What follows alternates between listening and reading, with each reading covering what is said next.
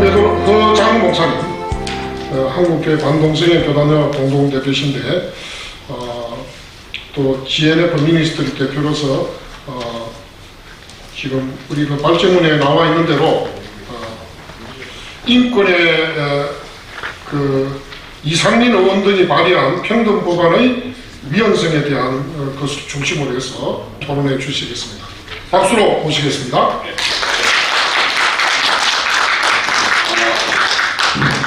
먼저 국회의원들이 가장 먼저 헌법과 법률을 지켜야 하는 그런 그런 자세가 되어 있어야 되는데, 이번 법안을 보니까 민주당 국회의원들 이 평등법안과 차별금지법을 발의한 이 국회의원들은 전혀 헌법과 법률을 지킬 의지도 없고 양식도 없고 정말 일반 국민보다 못한 아주 좀 표현이 좀 그렇습니다만 정말 실망스러운 분들입니다. 저는 개인적으로는 차라리 옷을 벗어라 이렇게 얘기하고 싶습니다. 왜냐면은 이 의원들이 제기한 그 법안에 보니까 그 취지가 정치, 경제, 사회, 문화의 모든 영역에서 각인의 기회를 균등히 하고라는 헌법 전문을 근거로 해서 이 법안을 제시했는데요. 이것도 속임수입니다. 아주 교활한 속임수예요. 국민을 속이려고 또 여기서도 이렇게 법안 제안하면서도 이런 거짓말을 그 근거로 제시했습니다. 뭐냐? 헌법 전문에는 자율과 조화를 바탕으로 자유민주적 기본 질서를 더욱 확고히 하여 능력을 최고도로 발휘하게 하여 자유와 권리에 따른 책임과 의무를 완수하게 하며 우리의 자손들의 안전과 자유와 행복을 영원히 확보할 것을 다짐한다는 그 근거에서 이 각인의 기회를 평등하게 하라 이런 말씀이 있는 것입니다. 이 모든 것 싹 제하고 요 부분만 편절해서 발췌해서 이 법안의 취지, 헌법의 취지를 왜곡한 거짓말에 근거한 법입니다. 이런 우연적인 법률이 제정된 이후에 우리는 왕왕 헌법 소원을 통해서 이 법안의 부당성을 우리가 소원하고 있습니다만, 차제 저는 이런 우연적인 법률을 제정하기 이전에, 법안 발의하기 이전에, 법안 심의하기 이전에 헌법에 저촉되는지 여부를 먼저 헌법재판소에 참을 구하고 검토를 받아서 헌법에 부합하는 법안만 내줄 것을, 이런 제도적인 장치가 있지 않으면 이 거짓말쟁이들의 이런 사악한 법을 막을 수가 없어요. 매일매일 수십 건씩 사악한 법안들이 올라오는데 이것을 어떻게 우리가 일일이 감당할 수 있겠습니까? 그러므로 이런 제도적인 헌법에 합치된 법안만 발의할 수 있도록 이런 제도적인 장치를 국회에서 먼저 제정해 주기를 간곡히 호소합니다. 특히 21가지 사유를 쭉 했는데요. 여기 또 성별 등 이렇게 했는데 이것도 국민을 속이는 속임수예요. 그 수다한 그 사악한 이 22가지의 사유가 있는데 이것을 성별 등 하면 국민들이 어떻게 그걸 판별하겠습니까? 동성결혼, 근친결혼, 트랜스젠더, 일부 다처제, 다후 다처제, 수간, 그리고 동성애자의 입양, 대리모 출산, 뭐 이런 것들을 다 포함한 일체의 가족 형태라고 이것을 슬펴놨어요. 그리고 국민들이 어떻게 하겠습니까? 이런 것들을 근거로 해서 우리 국민들에게 이런 법안을 제시했는데요. 이런 것들은 엄연히 대한민국 헌법 제36조 혼인과 가족생활하는 개인의 존엄과 양성평등을 기초로 성립되고 유지되어야 한다는 이 엄연한 이 헌법에 위반되는 이런 사악한 법들을 제시한 겁니다. 발의한 겁니다. 이거는 원천적으로 무효라고 생각합니다. 이런 반윤리적, 반사회적, 반신앙적인 이유로 인하여 이런 다양한 가족 형태에 대해서 거부하거나 반대하거나 비판할 자유와 권리마저 박탈하는 이런 평등법은 이거는 동성애 문제를 제기하면서 사실은 전반적인 헌법의 자유와 권리를 제한하고 국민의 모든 권리와 헌법적인 자유를 통제하고 박탈하는 이런 사악한 법안이라고 믿습니다. 그래서 저는 이번에 우리 장 교수님께서 주로 헌법에 관련해서 말씀을 많이 해주셨는데요. 이런 양성평등의 문제로만 국한해서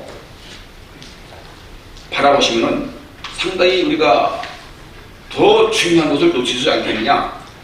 이런 동성애 뇌관을 통해서 자유민주 헌법 근간을 파괴하고 전체주의 독재 공산주의 체제로 이 체제를 전복하려는 이 의도를 우리가 놓쳐서는 안 되겠다. 이런 차원에서 문제를 제기합니다. 언론의 자유, 표현의 자유, 학문과 사상의 자유, 또 종교의 자유, 행복과 건강을 추구할 자유를 헌법에서 기본적으로 우리를 보장하는 근본적인 모든 자유와 권리를 박탈하고 파괴하는 이런 의도를 우리는 놓치지 말아야 한다는 차원에서 이 헌법에 이런 헌법에 부합하지 않는 이런 법안에 대해서 사전적으로 원천 봉쇄하고 할 수 있는 방안이 없는지 이것을 한번 여쭙고 싶습니다. 두 번째는 저는 목사로서요. 이거는 이 법안 또한 중요한 것은 이 법안의 최종 목적은 저는 교회로 봅니다. 신앙인을 봅니다. 우리 성도를 봅니다. 아니 우리가 믿는 예수님과 성경을 불법시하려는 이 의도를 우리는 간파할 수 있습니다. 왜냐? 바로 길이요 진리요 생명이라고 말씀하신 예수님을 우리가 믿고 또 전도하는 것 자체를 차별로 봉쇄한다는 것입니다. 저는 박주경 의원에게 그때 면담했을 때 제가 말씀드렸습니다. 당신이 발의한 이 법안은 평등법안은 예수님조차도 범법자로 처벌한다는 법안이다.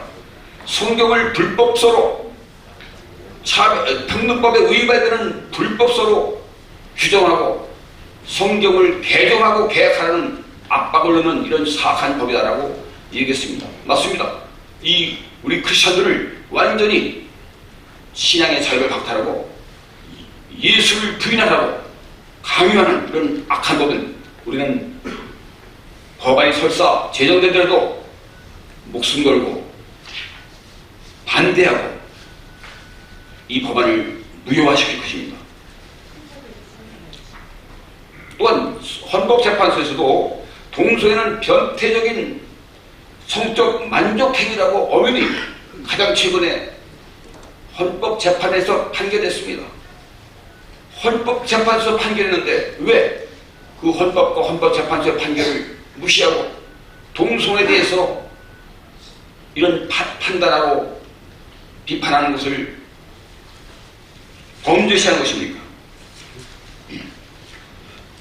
또한 괴롭힘. 아니 법안이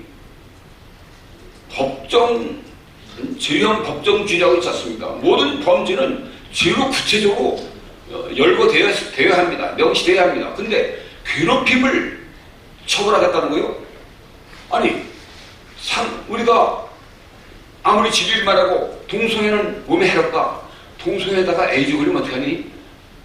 아들아, 딸아, 너는 남자야. 너는 절대 여자 아니야. 트랜스젠더 수술할 수 없어. 안 돼. 그거는 아빠도 원치 않고 하나님도 원치 않아. 그건 넌 잘못 생각한 거야.